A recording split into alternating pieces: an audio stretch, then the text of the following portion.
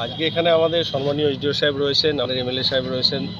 আমরা এসছি বাস স্ট্যান্ডের কাজ হচ্ছে, কারণ রায়গঞ্জের সবচেয়ে বড় সমস্যা যানজট। তা আমরা দেখতে এলাম কীভাবে কাজটা হচ্ছে, কতটা প্রোগ্রেস হয়েছে। কারণ দিন যাচ্ছে, এটা আমাদের একটা অভিশাপের মতো দাঁড়িয়েছে যানজট। তারপরে এখানে ফ্লাইওভারেরও কাজটা শুরু হবে। আজকে আমরা প্রাথমিক পর্যায়ে যেটুকু জেনেছিলাম যে ফার্স্ট 3 কোটি টাকা ছিল, তার কী কী কাজ ধরা রয়েছে। কারণ একটা বাস স্ট্যান্ড তৈরি করতে গেলে একটা বাস স্ট্যান্ডের অনেক কিছু দরকার রয়েছে।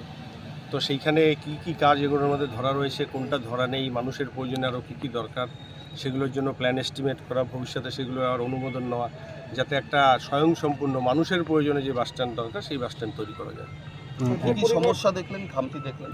খামতি বলতে এখানে যে টাকায় কাজ শুরু হয়েছে, এখানে অনেক কিছুই খামতি রয়েছে। কারণ এখনও এখানে পুরোটা ফিলিং হয়নি, এরিয়া বাউন্ডারি ওয়াল হয়নি। তারপরে বাস স্ট্যান্ডের জন্য যে সমস্ত ন্যূনতম পাবলিক সুবিধা বা আমাদের বাসগুলো চলবে, তার শেড থেকে শুরু করে বে থেকে শুরু করে, সেগুলো এখনও কোনো কিছুই ধরা নেই। এবং তার সাথে সাথে একটা বিক্ষিপ্তভাবে প্ল্যানিংয়ে কাজ চলছে। আমার দরকার মানুষের প্রয়োজনে আগে ফার্স্ট বাস স্ট্যান্ড, সেখানে আমরা এসে দেখছি যে সাইডে মার্কেট কমপ্লেক্স আগে হচ্ছে।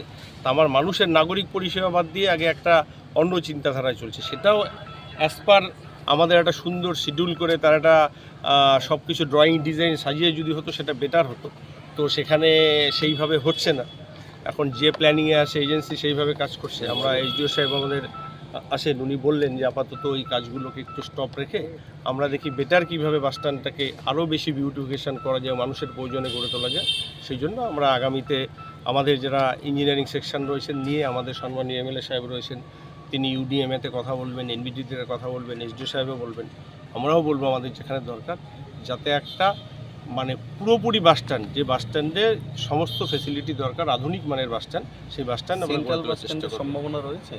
না, আপাতত সেন্ট্রাল বাস স্ট্যান্ডের এখন সম্ভাবনা নেই, কারণ এটা যেহেতু রাজ্যের ব্যাপার রয়েছে। আর আমাদের এখানে রাজ্য সরকার অলরেডি এটা কাজ শুরু হয়েছে, তো সেখানে আর সেন্ট্রাল না ঢোকাটাই মানে বেশি বেটার। আপাতত স্থগিত রাখা হলো বাস স্ট্যান্ডের কাজ, কি আপাতত স্থগিত রাখা হলো? না না, কাজ স্থগিত না, আপাতত এই মার্কেটটা স্থগিত থাক, এটা নিয়ে আমাদের অন্যরকম একটা ভাবনা চিন্তা আসে। বাকি যে কাজগুলো চলছে, যেগুলো দরকার সেগুলো, তবে আমরা যেটুকু দেখেছি এই যে ছোট ছোট অনেক অফিস টাইপের হয়েছে, এগুলো বড়ই ছোট। এবং তার সাথে সাথে এদের যে আমি স্ট্রাকচার শুনলাম, যেগুলো ধরুন একটা বিল্ডিংয়ের অনেক কিছু ক্যাপাসিটি হয়, G+3, 4, 5। এখনকার দিনে তো জায়গার সবচেয়ে বড় অভাব। সেই ক্ষেত্রে আমরা যদি কনস্ট্রাকশনটা ভালো করে হেভি করে করি, তাহলে সেই ক্ষেত্রে আমাদের সেই জায়গার উপরে আমরা ফার্স্ট ফ্লোর সেকেন্ড ফ্লোর করে আরও অনেক বেশি আমাদের মানুষের প্রয়োজনে বা অনেক বেশি ইউটিলিটিতে আমরা লাগাতে পারি। সেগুলোও একটু অভাব রয়েছে। যে দোকানগুলো করা হয়েছে, ঘর করা হবে বলা হয়েছে, মা এবং শিশুদের জন্য ঘর করা হবে বলা হয়েছে। না না, বাস স্ট্যান্ডে, যে কোনো বাস স্ট্যান্ডে ফিডিং রুম মাস্ট, সেটা দরকার। সেটা আমাদের মানে একটা আধুনিক বাস স্ট্যান্ডের ক্ষেত্রে সেটা থাকবেই, এবং সেই প্রায়োরিটি থাকবেই।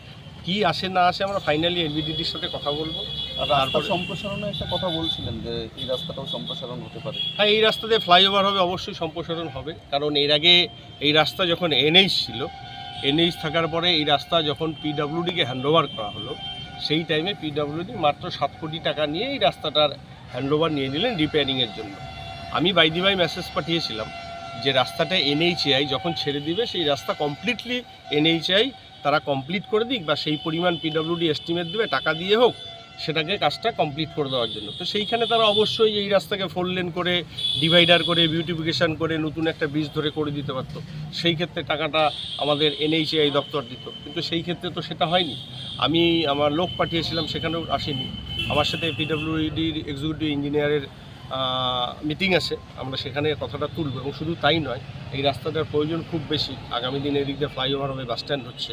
আমাদের লক্ষ্য থাকবে রূপাহার থেকে আমাদের এখানে যেটা আমাদের NH-12 যেটা লেগেছে, সেখানে আমাদের অবশ্যই এটাকে যাতে আমরা, এখন এটা শহরের রাস্তা হয়ে যাবে, 4 লেন আসবে, সেইভাবে আমরা চেষ্টা করব।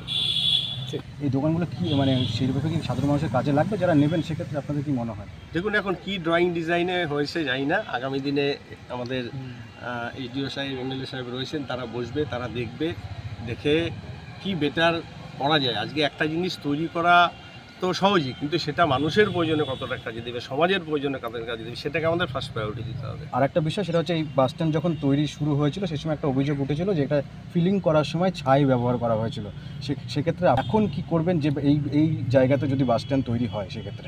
অবশ্যই এটা লোড ক্যাপাসিটি দেখতে হবে, তারপরে এক্সপার্ট দিয়ে এটাকে করাতে হবে। আদেও যে আগামী দিনে বাস স্ট্যান্ড চলবে, আমি এখনই সেটা বলছিলাম যে বাস স্ট্যান্ডটা হবে তার একটা লোড ক্যাপাসিটি আছে। আমরা বিভিন্ন জায়গায় দেখেছি বড় বড় NH রাস্তা হয়েছে, তারপরেও তার নিচে যেটা স্লাসি দোলকি যেটা বলে, সেই দোলকিটা যদি থেকে যায় তাহলে সেই ক্ষেত্রে কিন্তু আগামী দিনে আবার সেখানে ভয়েড তৈরি হবে।